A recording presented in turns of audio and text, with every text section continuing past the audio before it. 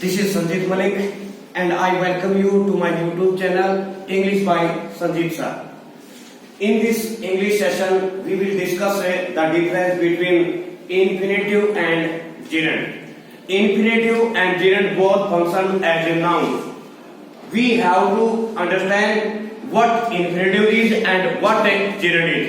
अब देखते हैं infinitive 2 plus v1. 2 plus v1 is known infinitive and v1 plus ing is known gerund. दोनों noun का काम करते हैं. हमें ये देखना है when to use gerund and when to use infinitive. अब देखते हैं sentence by sentence. I want blank win this prize. अब हमें ये देखना है कि यहाँ पे infinitive लगाएं कि gerund. infinitive लगाएं कि gerund, क्योंकि हमें ये पता है what का रिप्लाई नाउन होता है. I want what, हमें what का रिप्लाई चाहिए. what का रिप्लाई gerund भी देता है, what का रिप्लाई infinitive भी देता है. लेकिन सवाल ये है infinitive we use infinitive for the action which is to take place in future, but we use gerund for the action that is either going on or completed or for an activity or habit. अब ये देखिए I want win this prize. इसका मतलब ये है उसने prize अभी जीता नहीं है, वो तो जीतना चाहता है. तो इसका मतलब क्या है, फ्यूचर की एक्टिविटी होनी है. तो it means I want to win this prize. I want to win this prize. Second में तो इसका मतलब यहाँ पे हमें इंफिनिटिव चाहिए. सेकेंड ही लाइक्स व्हाट का रिप्लाई वही बात है, व्हाट का रिप्लाई gerund भी और इंफिनिटिव भी. अब हमें ये देखना है कि यहाँ पे कोई एक्शन चल रहा है या कोई एक्टिविटी है या कोई हैबिट है.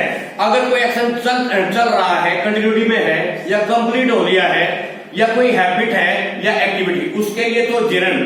और दूसरा जो एक्शन जो कि फ्यूचर में होना है उसके लिए इंफिनिटिव. अब हमें ये पता है ही लाइक्स, अरे वो लाइक कर रहा है ना, तो इसका मतलब क्या है, एक्शन तो चल रहा है.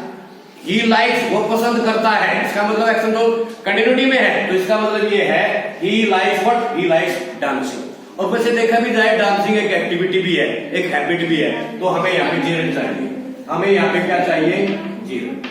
नेक्स्ट में देखिए I hope become a doctor. I hope what, same question वही. व्हाट का रिप्लाई नाउन इंफिनिटिव भी होता है और नाउन gerund भी होता है. अब ये देखिए आई होप उन्होंने आशा की है, अभी तो उन्होंने आशा की है डॉक्टर बनने की. डॉक्टर तो बात फ्यूचर में बनेगा. तो इसका मतलब हमें यहाँ पे क्या चाहिए, infinitive. I hope to become a doctor. Next one smoke is a bad habit. What is a bad habit. Verb से व्हाट या हु के रिप्लाई सब्जेक्ट होते हैं. सब्जेक्ट या तो नाउन होते हैं या प्रोनाउन होते हैं.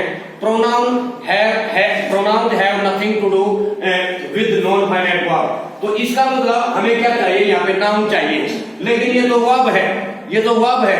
अगर हम इस वर्ब के पीछे ing लगा दें तो ये नकली वाला नाउन बन जाएगा और जिसको gerund के नाम से जाना जाता है. और gerund नाउन का काम करता है. तो what is a bad habit, smoking is a bad habit.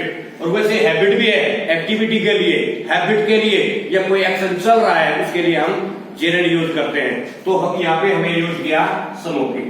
Next में देखते हैं he decided what का रिप्लाई नाउन देगा. नाउन इंफिनिटिव भी होता है और gerund भी होता है. अब ये देखना क्या, अभी तो उन्होंने डिसाइड किया है, तो इसका मतलब क्वालिफाई तो उसको करना था. इसका मतलब क्या है, he decided to qualify this exam. This is the major difference between infinitive and gerund. We use gerund for the action which is either going on or completed, and we also use a gerund for the activity and habit. But as far as infinitive is used, we use infinitive for the action which is either to take place in future. I think I have cleared all the doubts regarding infinitive versus gerund.